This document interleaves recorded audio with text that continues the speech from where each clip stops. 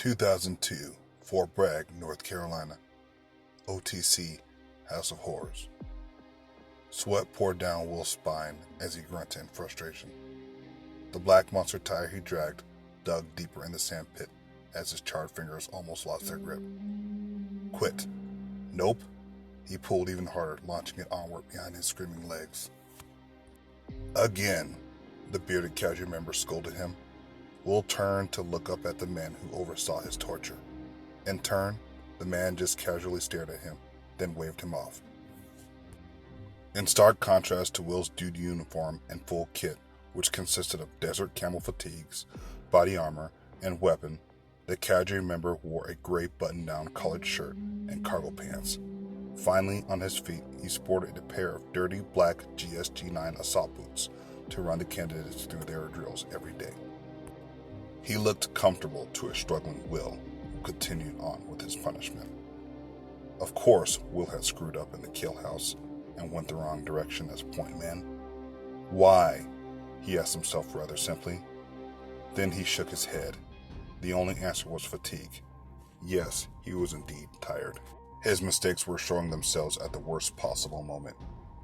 Going the wrong direction meant he shot the wrong target, which also meant he got his teammates killed needlessly. Last chance, the cadre member told him quietly. Minutes later, Will tried to gauge the man's intentions, but failed. Was he almost done with his PT session, or was it just beginning? No, nothing. All he saw was a set of dark, Oakley sunglasses hiding the man's mysterious eyes. Will knew there was no escape, except to quit, which never crossed his mind. Yes, he would grind through the torture and not think about it anymore. The misery went on for another 15 minutes before the instructor stopped him. Head back inside and get in the stack. Your teammates are waiting for you, he said calmly, putting his hands on his hips. Will grinned sheepishly. How embarrassed he felt. Sure, the other guys made similar mistakes, but so far, he'd glided through the training.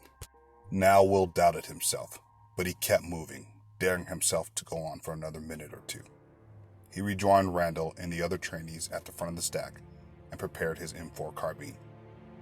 Once more, he mentally went through the steps. Check the hinges. Good. No hinges. And make sure the door is unlocked. Next, wait for a squeeze from the number 2 man behind him to commence. Depending on the method of entry, get through the doorway and take the strong side. When entering, step forward with the outside foot for supreme balance. Move quickly, but not more than 6 feet inside the room from the door and half inch to the right. The toes should be facing inside the room. Scan, scan, scan for active threats. Eliminate shoots, don't shoot the no-shoots. Finally call a room clear if it is indeed safe. Seconds later, Will got the squeeze, then burst through the door, taking the left wall, hugging it semi-close, but not forgetting his footwork. On his side, a paper target holding an AK-47 was all he needed to peer down the iron sights of his M4. He fired a controlled burst into the target's chest and forehead. Neutralized. Then he switched to another terrorist poster holding a child and pistol in the top corner and fired. Dead center in the forehead. Again, neutralized. Room clear, each man called out, still scanning their sectors. Finally, Will refocused his vision on the rest of the room and saw 2 more armed terrorist posters and marveled. For each had identical entry wounds in their chests, neck, and foreheads. All were dead by his teammates' guns. Once more, he was proud to be beside such brave men. Men like Randall existed only in fables as myths and beyond mere mortals.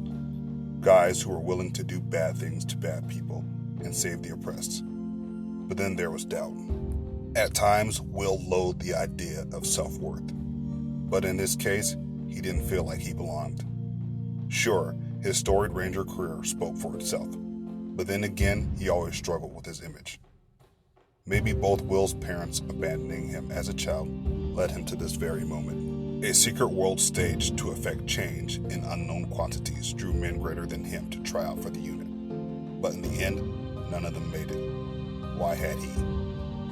To Will, 2 worlds materialized before him when he joined the army. Good and evil. It is known that evil rises and unleashes its ravenous wolves to track free and kill at their leisure. But on the side of good, a combination of sheep and watchdogs exist on all levels. Most are sheep, blindly led to roam about in pastures of thought and little doing except surviving. Will fit in the last rare category with these men of war, also known as sheepdogs, to protect the weak and kill those who preyed on the flock and guide them. If there was a God, he remained invisible as a shepherd to all mankind. It is not God who directly protects the flock, but his trusted roving watchdogs wearing Velcro American flags in uniform to administer freedom and justice to those deserving of its strict limits.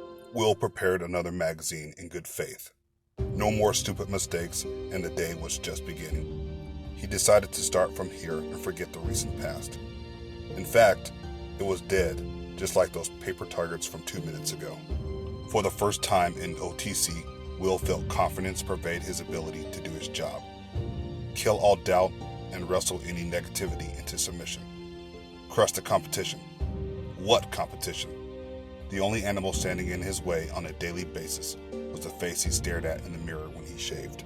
In the catwalk above, several cadre members took notes carefully, logging down their every move and mannerism as they stacked up, ready to breach and enter the next room.